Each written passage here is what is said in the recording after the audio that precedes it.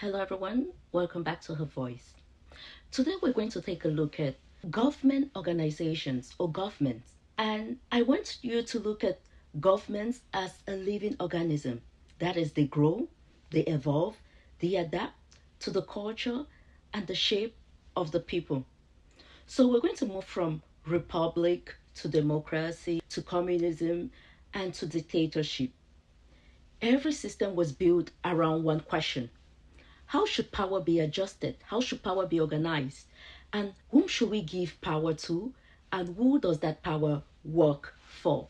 I want you first of all to know that this is coming because I had a communication with a group of friends from all around. It was on TikTok, and they were just throwing around slangs. Oh, they don't like communist China. Oh, dictator this. And I'm like, do you even know what communism means? None of them could even describe or define what communism is. But for some mentality, they just hated China because it's a communist China. I asked, have you ever lived in a communist organized country or a country that is ruled by a communist party? And the answer was no. So why do you hate what you don't know? Why do you judge what you don't know? People must not be governed by one form of government. Government govern because of the value of the people. There's some people and there's some countries, especially in Africa, that I'm like, no, this country deserves a dictator. If you look at the meaning of a dictator, it is not bad. Go right now, open your phone, just click what is a dictator. It has nothing to do with anything that is bad. It's just that power is centered around a small group of people. The way in which the people use that power, now it's the problem. But that's not where we're going to. Let's go back to my conversation. So we are looking at these different forms of government, what they mean, how they function, why systems like democracy and communism have taken such different shape. Especially, we look at the United States and we look at China. China is a communist country. US is a Republican or a democratic country. But let's first of all go and define what this word says. Republic, it's a government where people hold power, but they exercise it through elected representatives. There is no king or queen. Instead, leaders are chosen by citizens and bounded by law. In a republic, there's a rule of law, a law above any single person. Nobody's above the law. The United States, India, and many other nations define themselves as a republic country. Though how much power truly returns to the people depends on how justified those laws are applied. Now let's look at democracy. Democracy means ruled by the people, power to the people. It focuses on participation. It focuses on participation.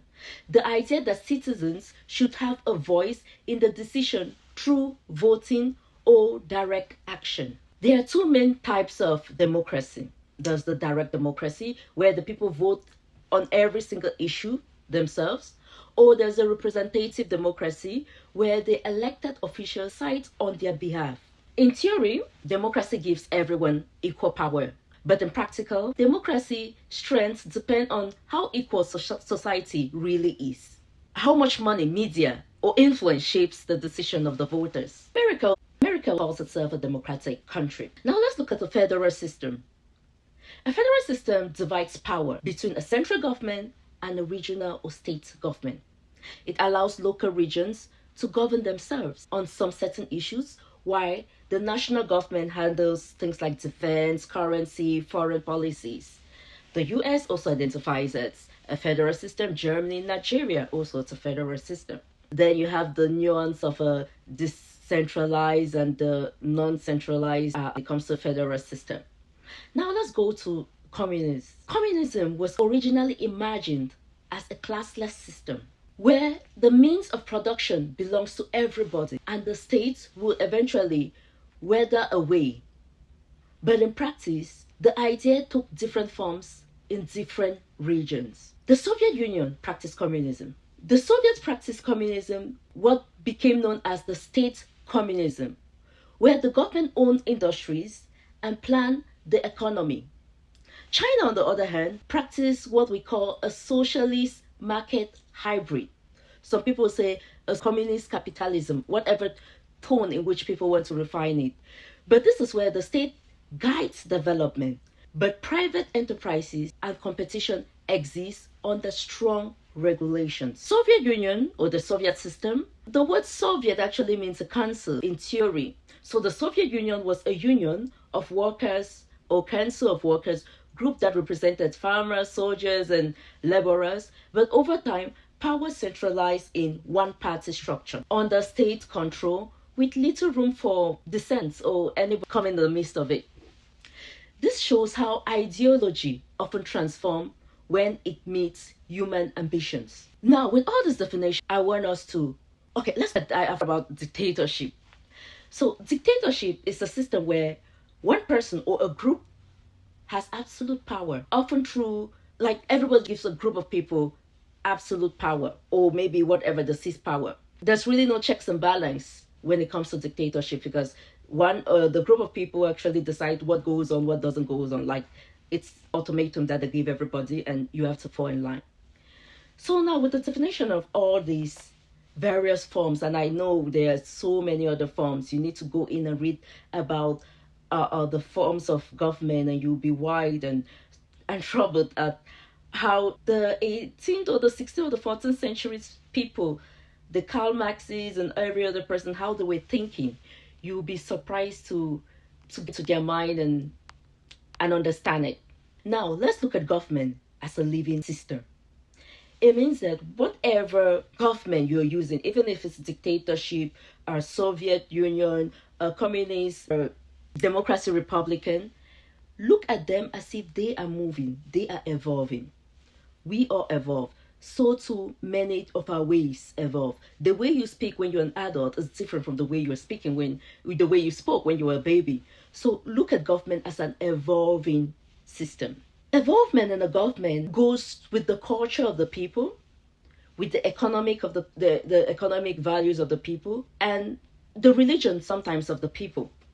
For example, if a state says they're an Islamic state, it means they are kind of governed by the Quran. And even I am a Christian now say the Bible has been weaponized, but then we have come to see that not everything in the Bible needs to be done. For example, women in the past, they will say women should be stoned to death for adultery and all what. That's not what is being done today. So look at all of these as living things. Then you bear with me with my explanation. So the idea that communism in the 1970s, like the Soviet Russians, cannot be the same as China in 2025, it makes no sense. If you look at government as a living organism, it means it's going to change with time. It means as harsh as the Soviet Union was harsh and brutal back then, they still had a communism, they were governed by communist idea. It means they would have evolved to present day China, because present day China is a communism, is a country, and their evolvement has blown the whole world. And the democracy of 1776 America is not the same as the democracy that exists today. So it is safe to say all the systems evolve. But now let's look at the evolvement of all the systems. It's where the problem lies. The US, with its republic, democracy, and federal system, has evolved to be a superpower. The power to the people so US presents itself as a democracy. That's power to the people. And domestically, the people do vote and elect their representatives. But internationally, America often acts as the worst form of dictator. They decide who should govern other people's countries, who the leaders will go. They want regime change. They put in sanctions, they put in bans, they weaponize their currency. They come into your country, they destroy and they take. Because they have grown so much, they can do that. True example. So democracy has attracted the worst form of foreign relationship. Regime changes, bombing of countries, taking of resources without giving the true value of the resources, and then telling the countries how shithole they are and whatever it is. We'll just take a democracy and dictatorship. Let's take the case of Libya. Libya, Gaddafi, they said he was a dictator. I don't know about that. I'm not sure about that. Because if we are hearing that at the end, Gaddafi promised to give everything to the Americans. Still, they bombed him and they incited the people to take him out. Then what kind of democracy is that? And if you look at Libya today, And look at Libya under Gaddafi. It's day and night. So what happened to the democracy that was to be done in Libya? Have we ever asked the question that what kind of democracy is left in Libya? Or Iraq? Or Afghanistan? What kind of democracy were you forcing on the throat of these people? Nothing. But today is not really about democracy. Why America practices democracy at home, it often outside of the US causes a lot of problems. And people are like, is this what democracy is really like? We have seen cases where Africans have elected a democratic leader, and because he's not for the West's interest, there is a regime change in your country. Whereas communist China, it's different. Communism is actually a group of people. They govern the power. Everything is owned collectively. But look at how communism has evolved over the years. Communism has attracted the best form of capitalism. It has attracted the best form of foreign policies. I will take an example of Ethiopia. When the Chinese went to Ethiopia first, they said, we have noticed that you have a problem with your airport, with your roads, with this. We are going to build these things for you. And in return, well, there was nothing in return that they asked. So they just built everything. But first, the notion was that the Chinese thought that Ethiopia had a huge source of oil because they need oil. But they did not just go into Ethiopia and start bombing people, or they say, oh, this regime is not good. No, they went there first for trade. They built things in Ethiopia. Then they wanted now the Ethiopians to be lenient with them when it comes to trade. Not that they'll buy at a cheaper price, but they just want you to have favoritism when you're giving out trade. Which for me, it's okay. You know, the communism of China has attracted good policies, international policies. Whereas democracy, federalism, or republic of the US has attracted the worst form of international relationship, the worst form of dictatorship itself. Let's go to capitalism. People will say capitalism is why the US has grown. I'm not going to argue that it's the reason why America has grown. But if you look at the inequality between the rich and the poor in the US, you start to wonder, what form of capitalism have we attracted? What form of capitalism has the US attracted? Where one person can own almost $1 trillion, but that person can come to you guys and tell you guys, oh no, I'm not your problem. The immigrants are your problem. And you'll fall for it. Not knowing that that person can give you all 1 million and your lives will be changed forever. But no, you don't want that. You just want that someone who doesn't look like you should get out of the country. Let's look at the capitalism in China now. Back then, you know about Alibaba. The owner of Alibaba, at one point in time, he was like, oh, he's just going to do whatever he wants to do. The Communist Party of China did put him in his place. They sanctioned him. He is a very wealthy man. But the difference between the poor and the rich is not vast. In China, there's nothing like stock buybacks. A company cannot just decide to buy back its stocks and push the value of the stocks. Whereas in the US, it is estimated that just this year, companies have done stock buybacks of almost $1 trillion. That is money that they would have put into the community to help the community, which is what China has done. But they will not do it. They rather do stock buybacks, pay people out as dividends, than to increase salary of people, than to even invest in the people in the community where they are. This is because there's little to no government regulation. Capitalism is in full blown. And everybody wants capitalism, but forgetting that the kind of capitalism practiced in the US is the main source of the issues of the country. Why did I bring up this topic? This is to tell you that no form of governance is the best. Truly, none is the best. But at least by now we have seen data to tell us that there is a form of government that has attracted the worst variation of other government. And there's a form of government that has attracted the worst form of other government. When I see Africans get up and say, oh, we don't want communist China, we don't want dictator. Some of those countries need to be run by dictators. I do not care what people say. Some of those countries need to be run by military. Ibrahim Traore is doing an excellent job. Madagascar is going to go now with tourism than you think about. Because someone who is for the people is in power. The only thing when choosing your leader is to see who can stand up to the bully and who can defend the people. It doesn't matter if the person has chosen a dictatorship, communism, Soviet, federal, it doesn't really matter. If that person's interest does not align with the people around him, then your state is going to fail.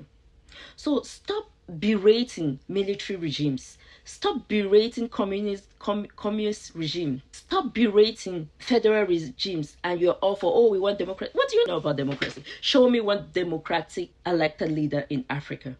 Give me one. They are all puppets. Maybe puppet should be another form of governance, because that's what is going on in Africa. Then we'll say an elected leader who works for a foreign country. Puppet. Puppetism. Maybe puppetism should be a form of government. But never hate something you do not know. That is what happens with so many people. Because everybody throws around the word, oh, we don't want communism. Oh, communism in Vienna, we do not like it. And you don't even know what communism is. You are chanting. What are you chanting? Following the crowd. Some of you Africans follow the crowd, and it's so disgusting, because you start saying things that you know nothing about, and you invite the worst form of people to come and start brutalizing people in Africa. We are no longer for that thing. If you do not like dictatorship, please get out of a country that is ruled by a dictator. You have neighboring countries that you can easily go to. There is no single country that does not have another country that is visa-free that you can go to. We should stop. Even the puppets that they have put on us, let us stop berating these puppets. The day they want to take out your puppet is the day your puppet is working for you. Well, the world is changing right now. Africa is changing especially right now, because they are trying to get rid of some of those puppets. And I want Africans to be able to appreciate or open their hearts to different forms of government. Democracy, I don't even think it's something that is compatible with Africa. I wouldn't recommend democracy to Africa. It's just the worst. It brings in all the negative things that is happening in Africa right now. Well, but whatever the people decide that this is what is going to rule them, then it's the people's will, you know. In the end, every system is human, and humans are never perfect. But perhaps the real goal of government is not to copy others, but to evolve, to build systems that reflects the needs, the value, the culture of the people. Because governments, like people, are meant to grow. So the question is whether democracy or communism is better. In which one is learning to evolve and serve its people better? Africa is here to decide. Africa is here to choose its own path. Well, if you like the video, please subscribe, and thank you for listening to her voice.